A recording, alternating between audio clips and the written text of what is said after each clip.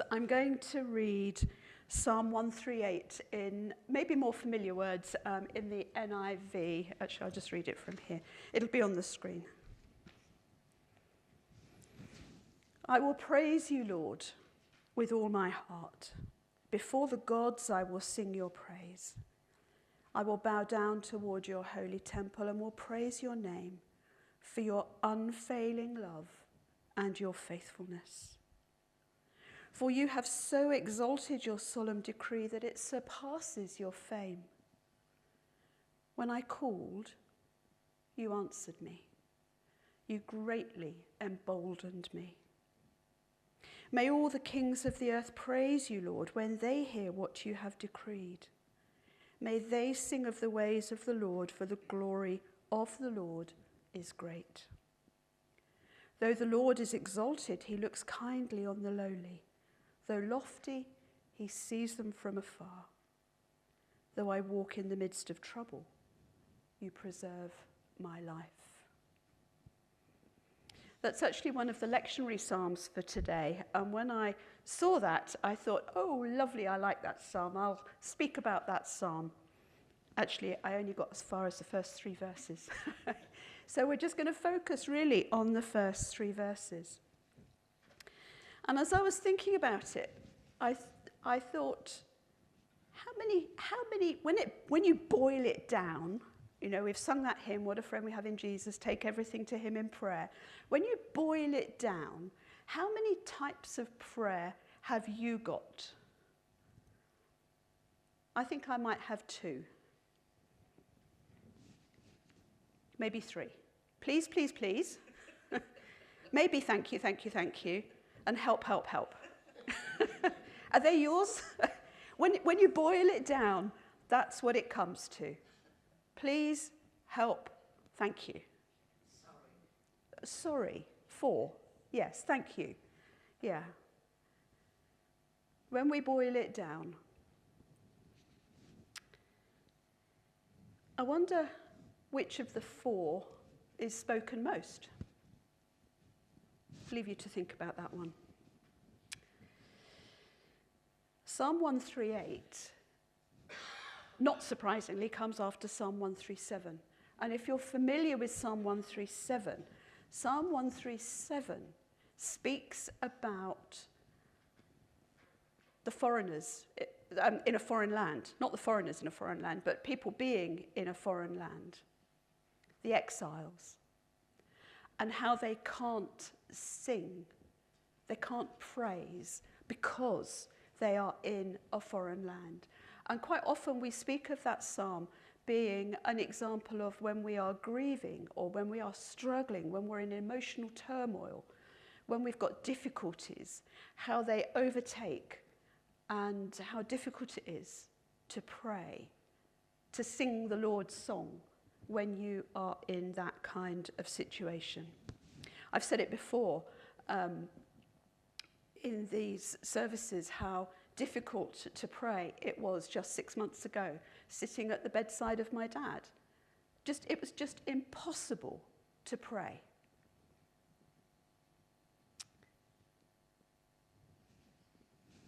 But this psalm, Psalm 138, says, I will praise you, Lord, with all of my heart. So the last psalm, I can't praise you when I'm struggling. This says, I will praise you. And there's kind of a shift of attitude, I think.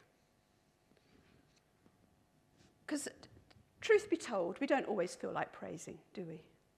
We don't always feel like it.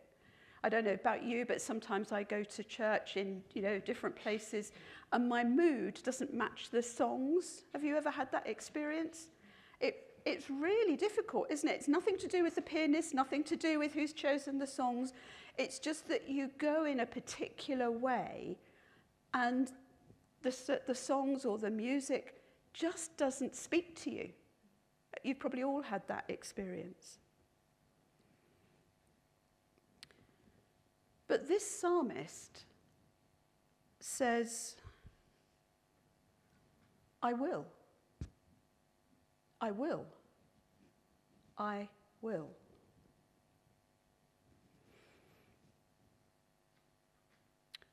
in a sense, the first couple of verses are verses of determination. I will features 4 times in the first 2 verses. And when I looked it up in the lexicon to see what I will is translated from in the Hebrew, I will doesn't appear. The translation in the lexicon is what follows. So I will isn't there. But there is very much the sense that I will. It's kind of like a promise. It's a self-determination. It's a resolve. It's a statement of intent, I think. I will. And I began to think about the kind of the I will. But, you know, if somebody you know well and somebody you trust says, I will do that, you don't go away and worry about whether they're going to do it or not, do you? You know that they will, because they've said they will. When I say to myself sometimes, I'm going to get fit, I'm going to get fit is very different from I will get fit, isn't it? Isn't it? Maybe you don't have that kind of issue. But I will get fit means that I'm not on board with my own thinking. I will get fit means that I'm going to do it because I've made that resolve. So is the psalmist here in a good place to be praising God? Because he says, I will, I will, I will, I will. Maybe not. But he has made the decision to praise God anyway. I will praise you. I will sing your praise. I will bow down. I will praise your name.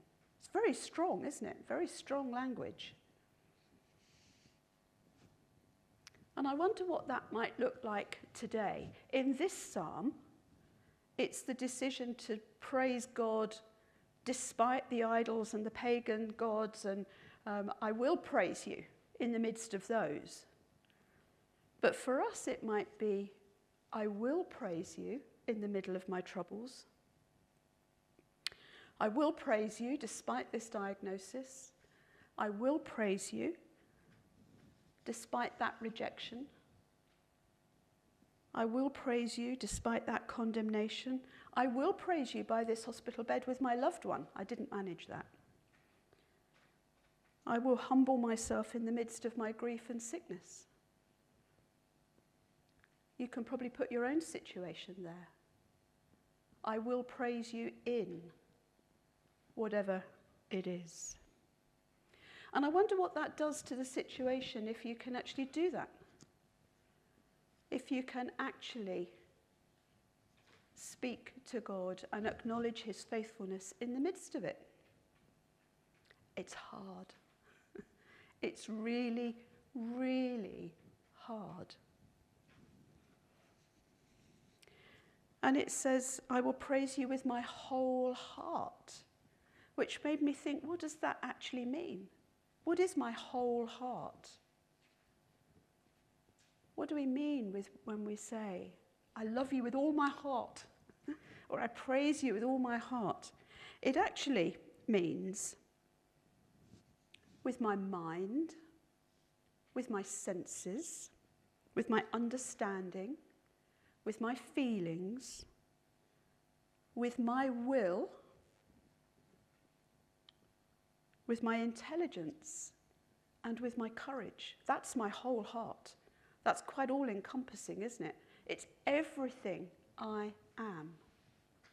I will praise you, despite what the circumstances look like. In the midst of my distress, in the midst of my sorrow, in the midst of my anger.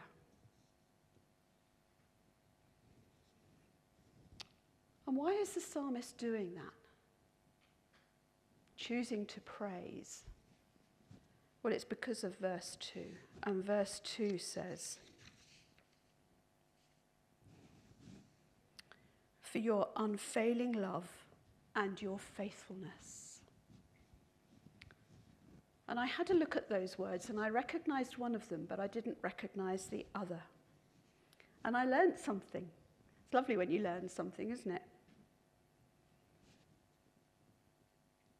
Loving kindness or unfailing love, those sorts of things, often two words coupled together, come from a word in the Hebrew that's hesed. Have you heard of hesed? Some have. Hesed is basically an undefinable word. There is no straight translation for it, which is why in the Bible we often see two words to try and define it. Unfailing love, loving kindness is commonly used. Steadfast love would be another one. And it's used over 200 times in the Old Testament. So it's a word that is used to speak of the character of God. God's character is hesed, loving kindness, faithfulness. In simple terms, hesed is grace. That's the most simple translation. Hesed is about what I don't deserve but I get from God. What I don't deserve is his love. What I don't deserve is his forgiveness. What I don't deserve is his grace, but I get it anyway.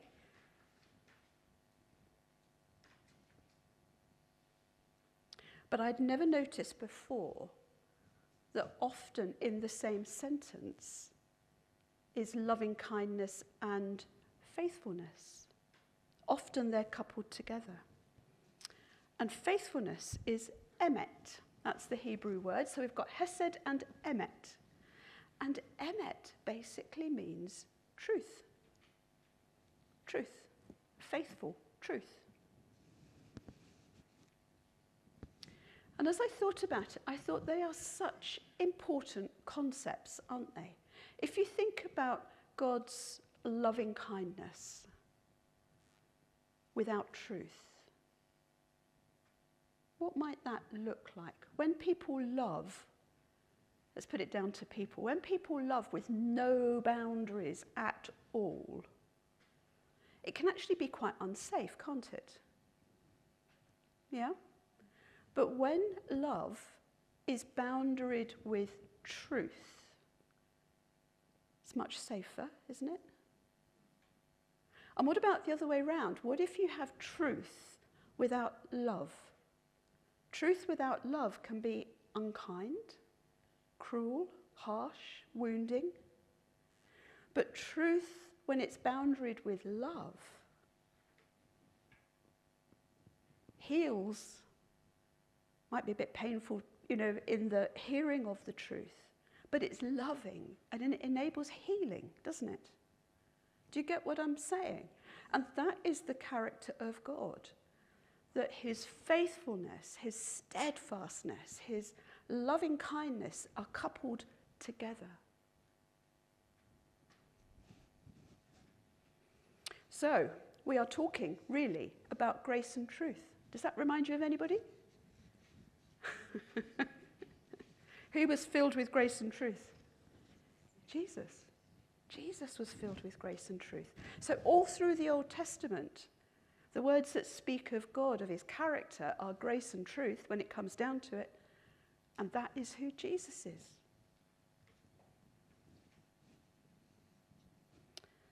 And the psalmist says, on the day that I called, you answered me.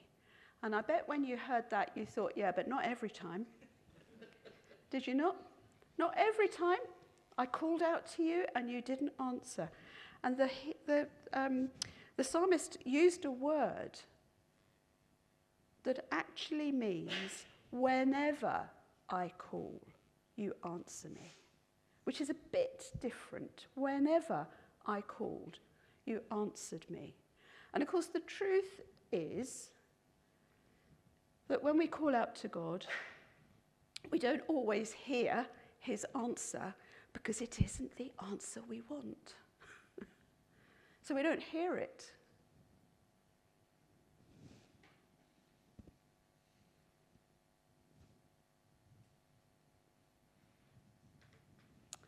And when we call out and he answers, it means that he emboldens us, he strengthens us. And sometimes that strength is because we have to stay in whatever it is that we're in. It'd be nice if he came along and airlifted us out, wouldn't it? Airlifted us out of that trouble and put us in a nice, peaceful place. That isn't how it works, is it? It isn't how it works. So he doesn't promise to take you out. What he does do is promise to be with and to strengthen you to get through it. And that's what we are to be thankful for the strength that he offers to get through the issues. So what is it that you need to know or to hear today? Is it a particular truth from God spoken in a loving way? Or do you need to know the love of God spoken truthfully? Whatever it is, let God embolden you. Let God strengthen you. Know that strength. Know that courage, which sometimes comes in surprising ways. Because he loves you. And he is faithful. And he can be nothing else because it's who he is.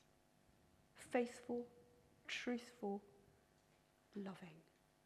And he loves you constantly and endlessly.